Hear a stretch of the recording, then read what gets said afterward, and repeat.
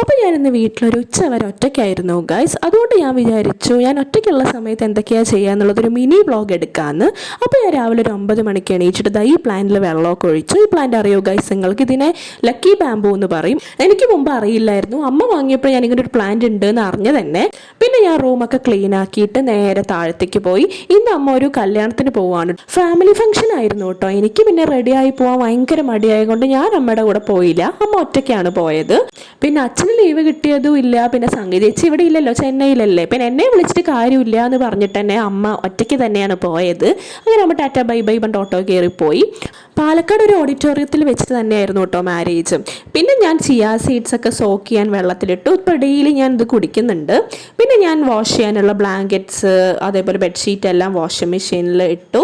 അപ്പോൾ ഒരു അരമണിക്കൂർ ചിയാ സീഡ്സ് സോക്കായതിന് ശേഷം ഞാൻ അതിലേക്ക് കുറച്ച് നാരങ്ങാനീരും കൂടെ ഒഴിക്കുകയാണ് കേട്ടോ. ഇത് വളരെ നല്ലതാണ് കേട്ടോ ഹെൽത്തിന്. ഞാനപ്പോൾ ഡെയിലി എംപ്റ്റി സ്റ്റൊമക്കിൽ ഇത് കുടിക്കാറുണ്ട് കേട്ടോ. അപ്പോൾ എല്ലാവരും ഒന്ന് ട്രൈ ചെയ്ത് നോക്കണം.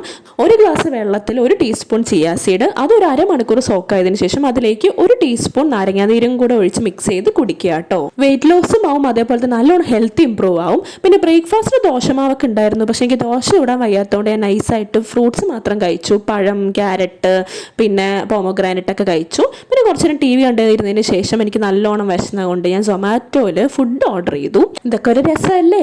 അപ്പോൾ ഞാൻ ഓർഡർ ചെയ്തത് എഗ് ബിരിയാണിയും ഗോബി 65 ആയിരുന്നു കേട്ടോ. അപ്പോൾ ഞാനിങ്ങനെ ഒറ്റയ്ക്ക് ഇരുന്ന് ഫുഡ് കഴിക്കാൻ നല്ല രസമായിരുന്നു ഗൈസ്.